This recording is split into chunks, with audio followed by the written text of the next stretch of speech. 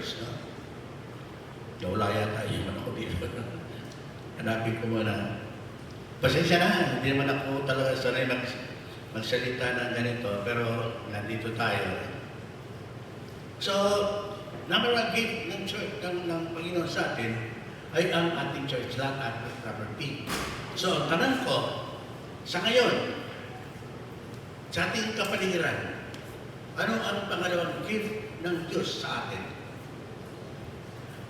Sabi nga, exempted sila pastor. Ang makasagot ay bigyan natin ng malakas na palakpakan. Pastors. Anyone? Pastors. Pastors.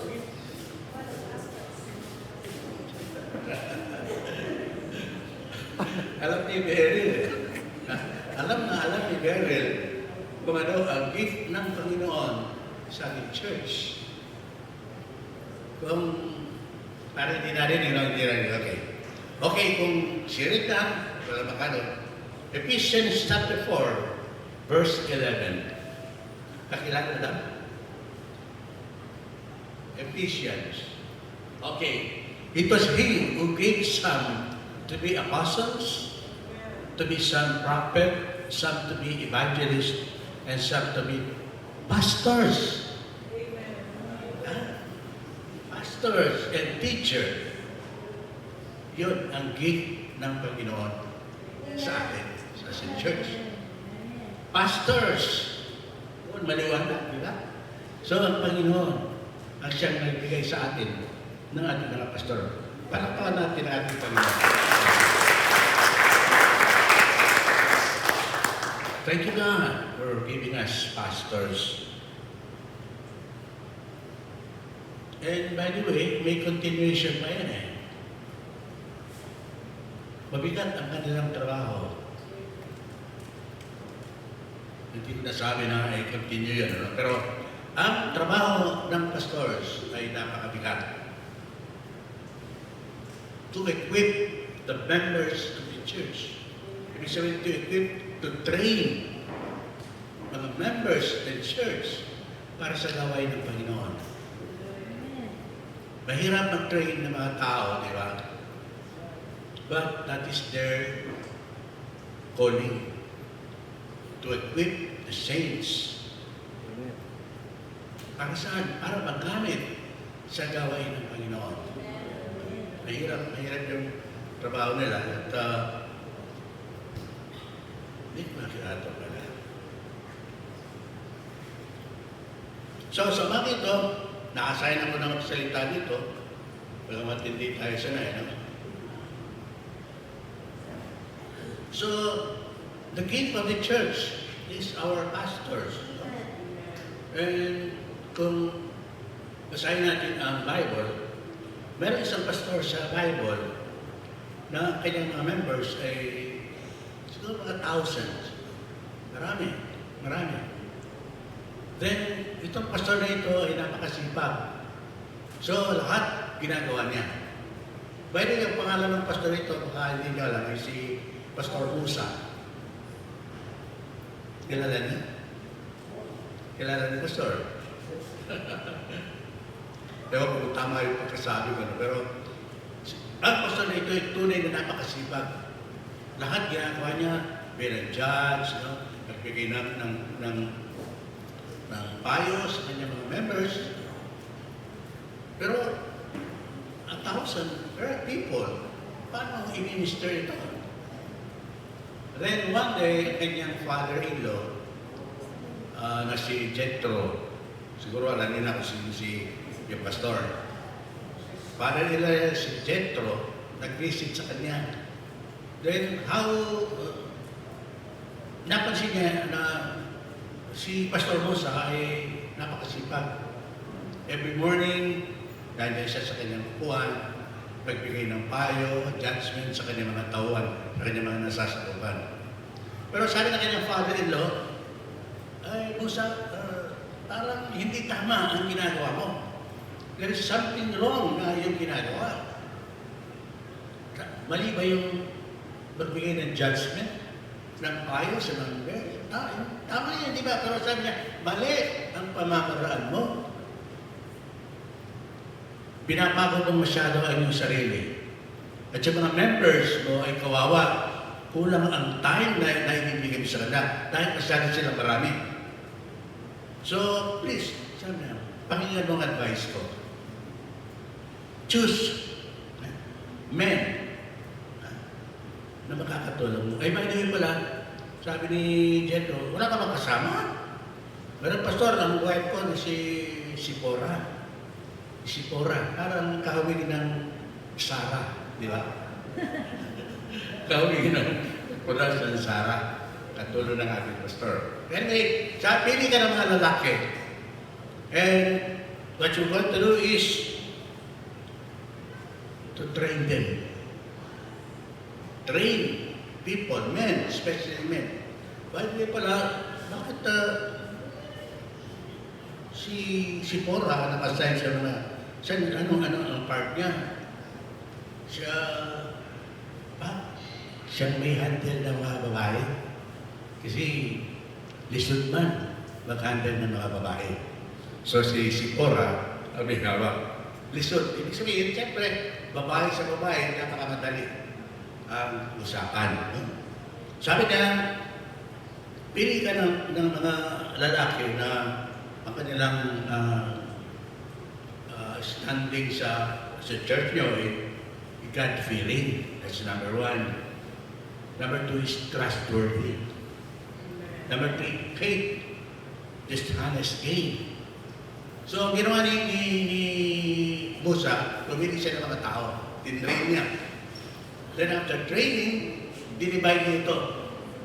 Pero binigyan ng 5 katao, 10, 100, 1,000, bawat isa sa kanila. Kayo ang mag-asikaso sa mga tao ito. Sabi ni Jetro, yung mahirap na problema sa iyo yun. Wala ba kayong napansin sa ating fellowship? At yun ang ginagawa ng ating pastor. Thank you, Pastor. Thank you.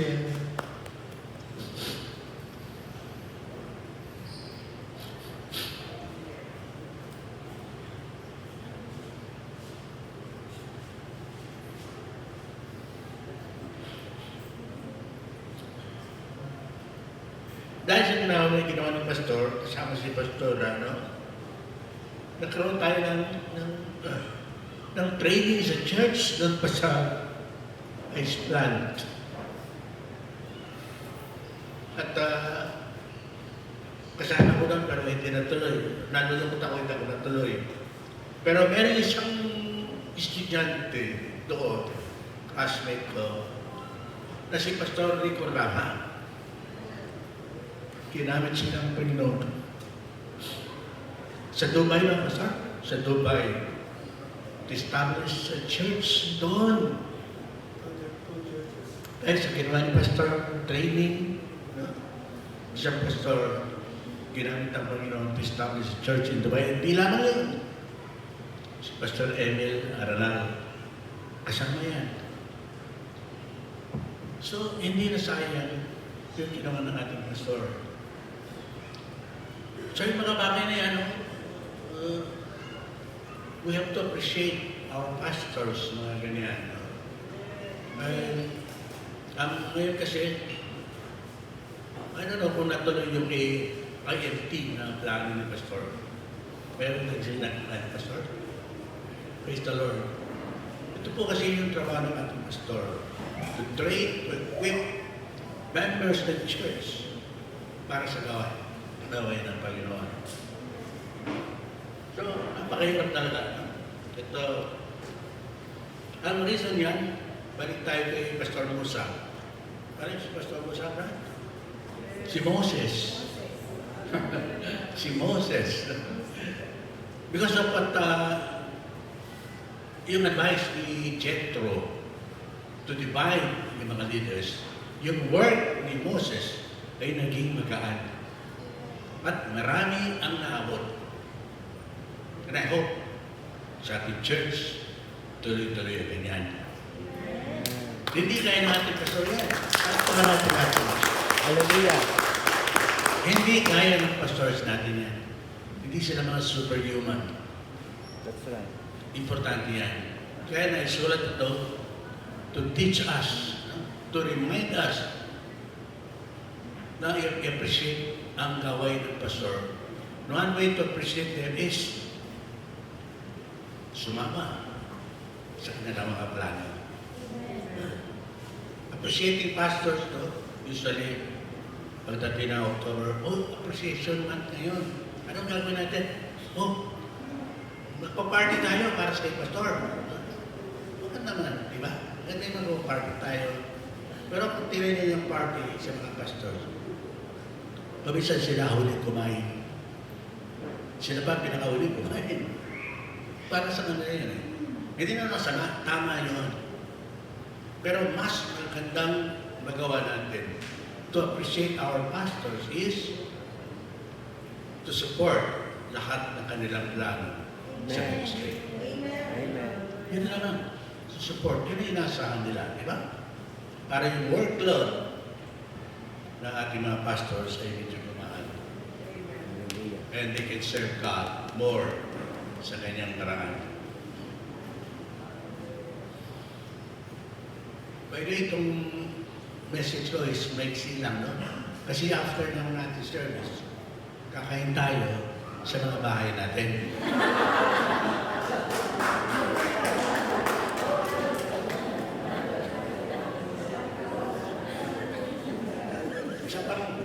Isa pang ginagawa ng mga members, no? Sa to appreciate our pastor. Pastor, kumusta kayo? Sikat ganyan. Yung nakatikip na something. That's good.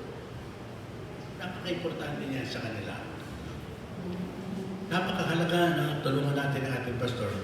Hindi lamang financial, kundi support sa ministry na gagawin natin upang kanyang workload ay mapagaan.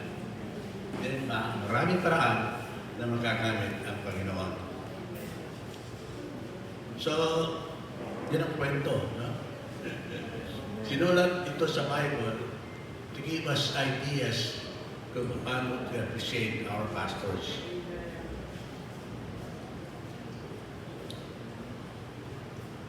I've been in this church for, I think, almost, hindi naman nata 40. More than 30 years. 37 years. At nakita ko na kung paano ang ating pastor ay mag-serve talaga sa ating Panginoon. And they need our appreciation. So isang paraan yun, how to appreciate our pastors, no? Na i-support natin ang kanilang mga plano, especially equipping the church, the people of the church. Another na gusto ko i-share sa inyo, no? It's about warfare. Ang ating church, not only us, but the church whole, as a whole, is having a war. It's a spiritual warfare na napakahirap.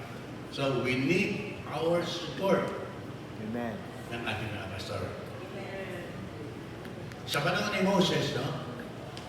Yung may mga tribo na umatake sa kanila, yung tribong Amalekites. So, gobera sa kanila. Then sabi ni Moses kay Joshua, na siya pinaka-general, okay, fight these Amalekites. Ang gagawin ko, sabi ni Moses, tatayo ko sa taas ng burol. At itataas ko yung staff o yung banner ng ating Diyos. So, yun ang ginawa nila. At nagkataon na doon si Aaron at si Hur. Kilala si Aaron, kapatid ni Moses. So, the fighting goes on. Mahirap. So, habang nakataas ang kamay ni Aaron, yung Israelite na nanalo. Pero maghapon kayo maghihina ka. Di ba? Maghihina ka talaga. Maghapon na nakatayo, pagtaas ang kamay. So, may pagkakataon na nangihina si Moses. And I think pastors ay gano'n din sila. May time na nangihina. So, itong dalawa ito, si Aaron at si Hur, napansin nila na bumababa ang kamay ni Moses. Then, nanagano yung mga kalaban. So, ginawa nila sabi, Hur, kutayin ng bato para makaupo si Moses. Para naman gumaan ang kanyang pasanin. So, kumuha sila ng bato, pinaupo si Moses, okay, upo ka. Boss, upo ka. Para mga ganyan. So, naupo si Moses. So, na-revive ang kanyang strength. Then, patuloy pa rin yung gera. Nakaupo pa rin si Moses, pero nangihina pa rin siya. Siguro sabi ng dalawa, boss, trabaho mo yan eh. Kaya magtiis ka lang. O kaya sabi ng pastor, trabaho niyo yan eh. Trabaho niyo yan. So magtiis lang kayo. Pero hindi yung ginawa ng dalawang taong ito. Ang ginawa nila, ginawakan yung kamay ni Moses, dalawang kamay. Then itinaas nila ang kabila, itinaas nila yung kamay ni Moses. So, nabalik yung strength na naman ni Moses until the sundown goes. Sabihin, to make the story short, nanalo ang Israel.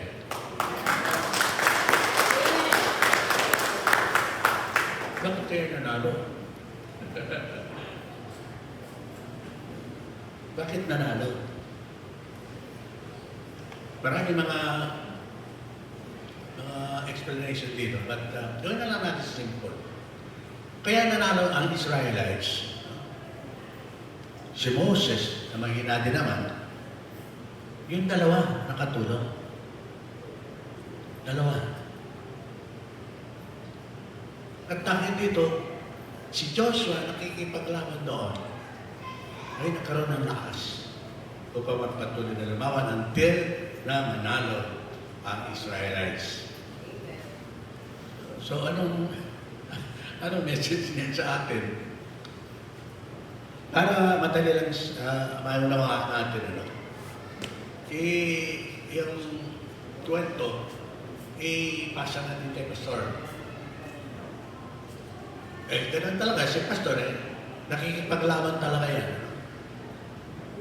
May panahon na nanghihina ang ating Pastor. So, kami natin, parang ang tawag dito, monolog. No? Nandun ako, nandun si Brother Dodo, nandun si, yung pinsa ko, si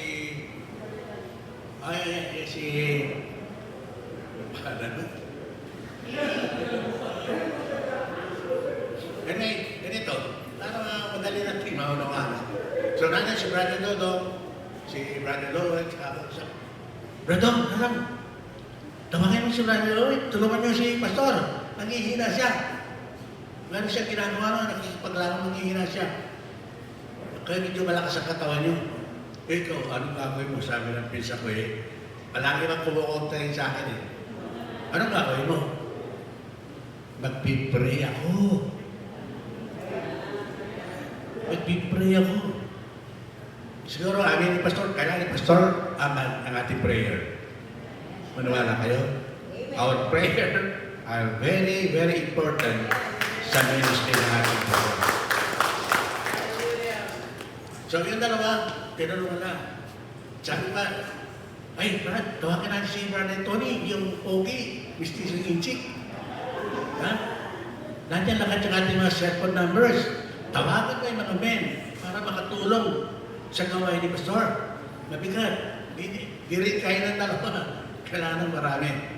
At sabi ko rin kay Brother Arman, dali niya yung sakyan niya. Para may sakyan. Yung ating mga members. At punta natin sa Pastor, tulungan natin siya. Ganun lang kasimple. Ganun lang kasimple, pero napakahirap gawin. Napakahirap gawin talaga. At papayag naman si Pastor na kailangan niya ang tulong natin. Tsaka ni Pastor. Pastor, pag sinabi ko sa Pastor, kasama na kayo, no? Consider. Easy lang naman kayo. Pag sinabi ko, Pastor, kasama kayo. Totoo naman, kasama kayo, di ba? At ito mga kwento nito ay naisulat. Hindi for us to read or to know something, you know. Isinulat ito ng Panginoon para ating maging guide sa ating pagsilbi sa ating Panginoon. Meron tayong pastors. They need our support. Not only financial, spiritual support through prayer, physical support. Kung nato tayo sa tabi niya. Sabi ko itong, nakukuha kaya ang ibig sabihin ng mga kwento ito. And I hope and I pray na meron tayong nakuha. Because nowadays, Jesus is coming soon. Amen. At kailangan talaga ang double time. Alam niyo ang team song ni Satan ngayon? Yung team song si Satan na madalas na kinakanta. Katayin ko pero hindi ako si Satan. Sabi ng kanta, kinakanta niya kasama ng kanyang mga alagay. And now, the end is near. Sa totoo, malapit na po ang oras. Satan. Dinodouble niya ang kanyang time. At hindi 24 hours, 25 hours. Sabi ng member sa church, Pastor, gaya natin si Satan, gawin natin 25 hours ang ating work. Kaya mo ba naging example si Satan?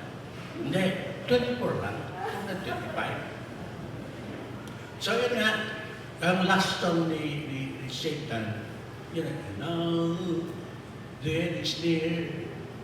And so I face, haharapin niya ang kanyang huling panahon. He's doubling his time to snatch people, no? People ng ating Panginoon. So, we need each other. Kailangan natin ang bawat isa sa pamumunan ng ating mga pastors. Kasi kung wala sila, sabi natin, saan tayo pupunta? Sa ibang church, may mga pastor din yan. Ba't ka pa pupunta sa iba, may pastor naman tayo dito. They are not perfect, but they are the gift of God. Sabi nga, nakalimutan ko na dito, ang giver ang ating Panginoon. Example lang, no? Suppose, Brother Rahman, binigyan ako ng maso na tuta na maganda. Maganda talaga, nakita ko. Then after naman, bumisita sa bahay, nakita yung kanyang gift na napakarami. Gusgusin, maraming kuto. Ano ang feeling ni Brother Rahman?